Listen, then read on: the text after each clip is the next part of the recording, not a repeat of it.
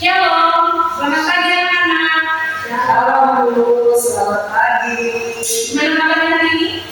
Luar biasa. Puji Tuhan. Sebelum kita mulai pembelajaran kita pada hari ini, Ibu minta kakek adik memimpin kita di dalam doa. Dari sini aja Ibu. Maju. Maju. Iya, di depan. Baik, sebelum kita mulai pembelajaran kita bersatu. Tuhan Yesus, kita bersyukur dan terima kasih sekarang kami bertemu kembali di tempat ini untuk memulai pelajaran ini. Diberkatilah kami semua sampai apa yang belum kami sampaikan kami bisa mengerti, memahaminya dengan baik. Lindungilah kami juga semoga pembelajaran ini bisa berjalan dari awal pertengahan hingga berakhir. Haleluya Tuhan, kami berdoa dan bersyukur. Haleluya, amin. Terima kasih Nofri. Oke Bu. Baik, sebelumnya kita akan terlebih dulu ya.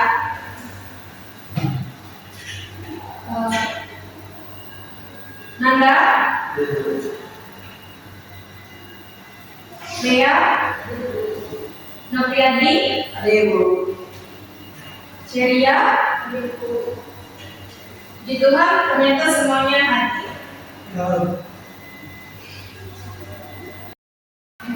Tema kita pada hari ini yaitu menjadi remaja yang jujur.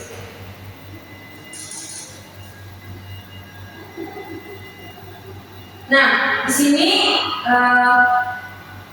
dapat kalian lihat ada sebuah kasus yaitu gimana di dalam ruangan Riko lupa belajar. Saat ulangan, ia melihat temannya membuka catatan kecil. Nah, Riko takut nilainya rendah dan tergoda untuk ikut menyontek. Nah, pertanyaannya, apa yang sebaiknya Riko lakukan? Menurut Lea, apa yang seharusnya Riko lakukan? Yang sebaiknya doa itu tidak menyontek sendiri. Saya harus mengetahui konsekuensi dari menyontek sendiri. Kalau aman, Bagus. Menurut Nofri sendiri, Dia harus tetap jujur Bu, karena itu kan kesalahannya sendiri karena dia lupa belajar. Jadi konsekuensinya ya dia sendiri yang tahu. Kalau sama kayak kata Jessica, kalau dia mentek, ketahuan mentek, ya konsekuensinya mungkin dia akan dikeluarkan dari kelas. Seperti itu. baik. Terima kasih. Jawabannya sangat bagus. Jadi tujuan pembelajaran kita pada hari ini yang pertama menjelaskan arti kejujuran dengan bahasa sendiri. Yang kedua menyebutkan contoh sikap jujur dan tidak jujur dalam kehidupan remaja. Yang ketiga menjelaskan alasan remaja Kristen harus hidup jujur dan yang keempat membuat satu komitmen pribadi untuk menjadi remaja yang jujur.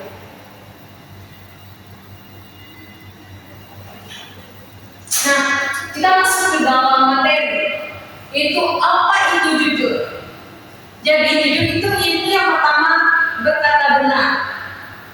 Berkata benar itu seperti tidak berbohong dan tidak memutarbalikkan fakta. Jadi misalnya kalian di dalam rumah, kalian mengambil uang ibu kalian. Nah, ketika ibu kalian bertanya, siapa yang mengambil uang di dompet saya misalnya, kalian harus berkata jujur kalau yang mengambilnya itu kalian. Jangan malah kalian menuduh, oh adik saya, Bu, tadi saya melihat adik saya yang mengambil uang itu. Jadi kalian tidak memutarbalikkan fakta, yaitu berkata benar bahwa kalian yang mengambil uang itu.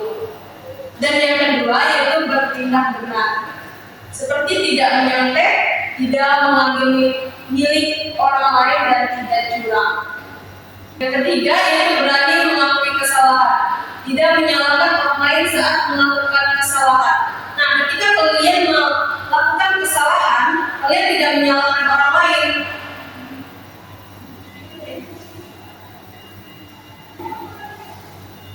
Baik, di sini kita akan membacakan dasar kitab kita pada hari ini yaitu dari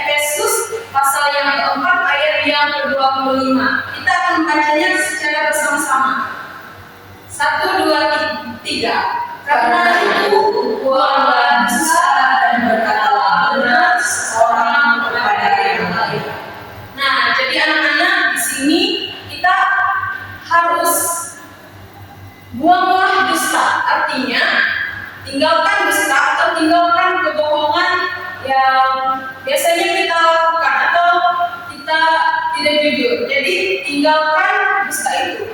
Dan pesan yang kedua itu berkatalah benar. Artinya kita harus berani berkata dengan cara yang baik. Jadi kita tidak boleh berbohong.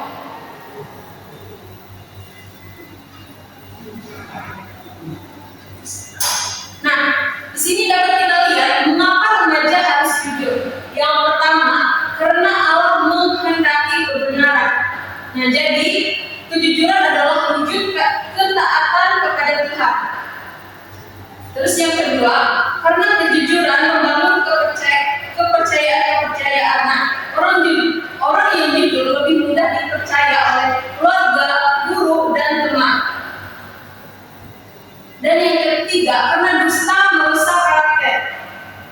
Kebohongan kecil yang dibiarkan bisa menjadi kebiasaan. Sekarang dapat kita lihat contoh sikap-sikap jujur dan tidak jujur. Nah, sikap jujur contohnya mengakui kesalahan, mengerjakan tugas sendiri, mengembalikan barang teman, dan berkata benar kepada orang tua. Sedangkan sikap tidak jujur seperti menyampaikan saat ulangan, memalsukan alasan, menyalahkan orang lain, dan menyebarkan cerita bohong. Nah, di sini kita lihat dampak pilihan kita. Nah, ketika kita hidup jujur, hati kita lebih damai, percaya orang lain, dan karakter makin kuat. Dan jika kita tidak jujur, kepercayaan rusak, hati tidak tenang, kebohongan bisa menjadi kebiasaan. Nah, baik, di sini ada diskusi kelompok. Ibu minta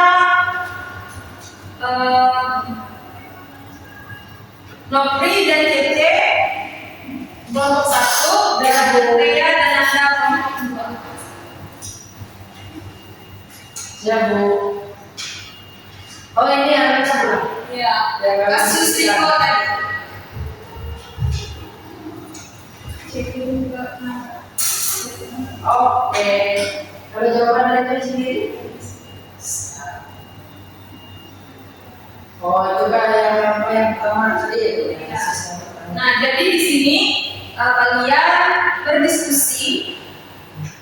Tadi ada kasus Riko dan pertanyaan apa masalah yang dihadapi Riko, dan yang kedua apa tindakan jujur yang seharusnya Riko itu lakukan, dan yang ketiga apa akibat jika ia memilih menyantai. Oke.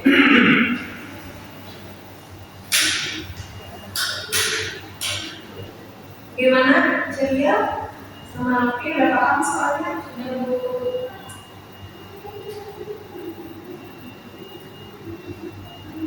Biar Nanda? Oke.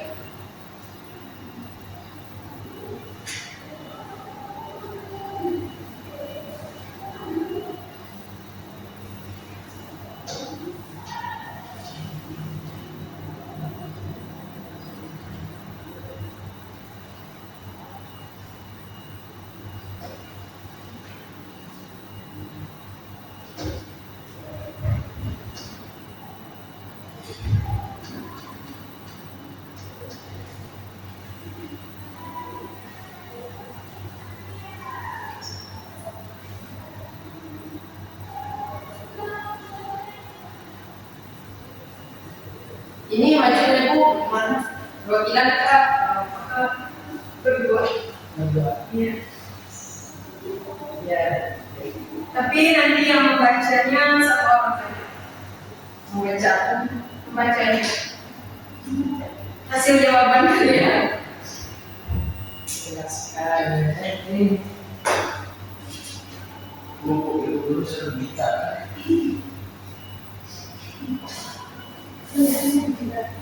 harus tidak etis. Berarti tidak sopan karena tidak sopan.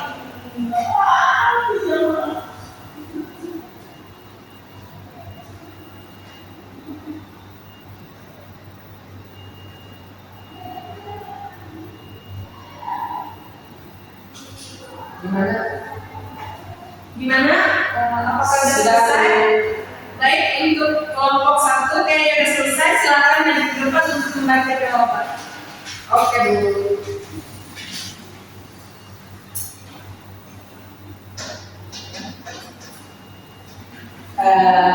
Ya, kami dari kelompok 1 sudah menyampaikan hasil diskusi kami terkait kasus yang sudah kami lihat tadi. Dengan pertanyaan yang pertama, apa masalah yang dihadapi Riko? Oke, masalah yang pertama yang dihadapi Riko adalah ia lupa belajar, sedangkan dia tahu bahwa esoknya mungkin dia akan ulangan. Nah, sehingga dia itu takut nilainya jelek. Terus Riko itu tergoda untuk mencontek karena melihat temannya ternyata di situ nggak cuma Riko sendiri yang tidak belajar, ada juga temannya yang tidak belajar dan berani untuk membuat contekan kecil. Jadi temannya ini membuat contekan, jadi Riko ini ya tergoda juga untuk membuat contekannya juga. Terus yang kedua, apa tindakan jujur yang seharusnya ia lakukan? Yang pertama, Riko sebenarnya tetap mengerjakan ulangan sendiri sesuai dengan kemampuannya, karena tadi yang dia lupa belajar, jadi konsekuensinya ya dia sendiri yang terima. Terus Riko harus menolak menerima hasil ulangannya dengan jujur. Dia harus, apapun hasilnya, si Riko ini harus tetap menerima aja. Nah, baik kan, buruk kan, karena itu kesalahan dia sendiri.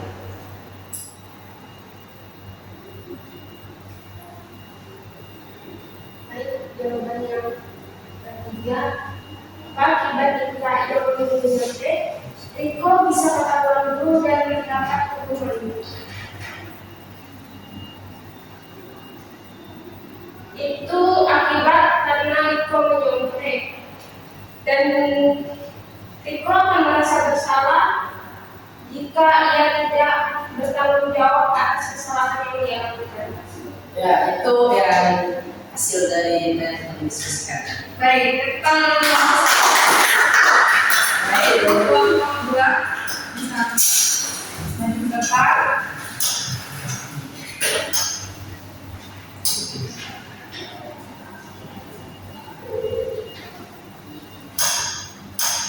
Baik, di sini kelompok 2 akan mempresentasikan hasil diskusi kami dengan pertanyaan yang pertama, apa masalah yang dihadapi Riko? Sama, hampir sama jawabannya dengan kelompok 1. Dia lupa belajar dan itu tergoda untuk mengulangi. Dia lupa.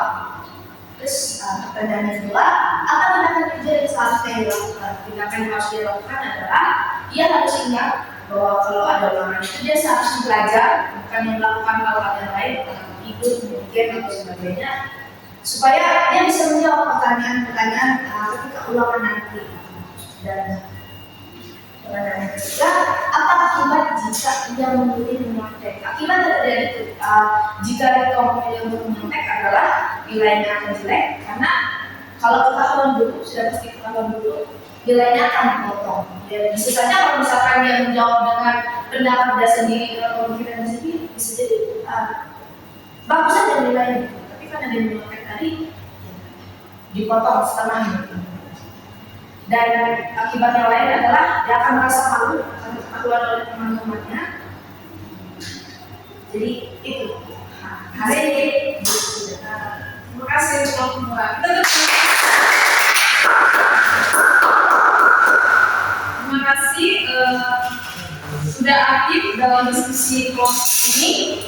Sekarang Ibu ingin bertanya lagi kepada kalian sebelum kita mengakhiri pembelajaran ini.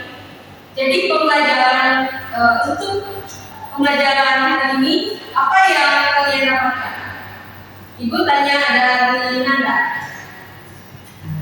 Kita harus jujur. Oke, terus Lea.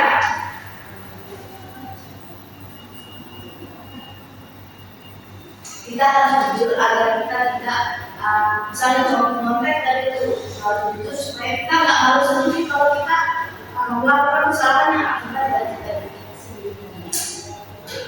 Oke, sampai Kalau dari saya Bu, ada konsekuensi yang kita dapatkan ketika ada hal-hal yang kita lakukan itu bertentangan dengan suatu kebenaran yang ada. Ceria, kita harus mengatakan dulu kalau kami tidak sendiri kita sulit dipercaya. baik, terima kasih. Nah, tepuk lagi Mas.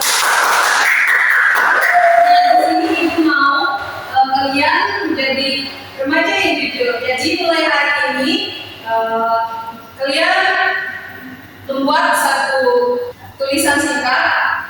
Mulai hari ini saya mau jujur dalam, dan itu nanti kalian simpan di kaca kamar kalian agar kalian mengingatnya. Oh, jabatannya Bu, kan di situ mulai hari ini saya begitu dalam titik-titik, artinya itu kami menulis itu dalam hal apa? Ya, agar kalian ingat kalian ingin jujur dalam hal itu. Ya, satu. Jadi kesimpulan kita pada hari ini yaitu kejujuran adalah berkata benar, bertindak benar, dan berani mengakui kesalahan. Nah, remaja Kristen dipanggil untuk membangun dan hidup dalam kebenaran. Jadi komitmen kita pada hari ini yaitu, mari kita baca bersama-sama. Saya mau menjadi remaja yang jujur dalam perkataan dan perbuatan. Terima kasih. Sekian materi kita pada hari ini. Untuk menutup pembelajaran kita, Ibu minta Lea memimpin kita di dalam doa. Jadi sebenarnya kopi. Baik, karena pembelajaran kita sudah selesai, mari kita tutup di dalam doa. Allah Bapa yang berkata di dalam kerajaan surga, terima kasih Bapa telah menyertai pembelajaran kami, dan hari ini kami sudah belajar tentang jujur. Kiranya kedepannya kami akan menjadi pribadi yang lebih jujur dan taat hanya kepada-Mu. Bapa, kami serahkan seluruh kehidupan dan kehidupan kami hanya di dalam tangan kasih-Mu. Kami berdoa dan bersyukur bersama-sama katakan Amin. Terima kasih ya. Kantin jauh, tinggi, motor kayak Sampai jumpa minggu depan.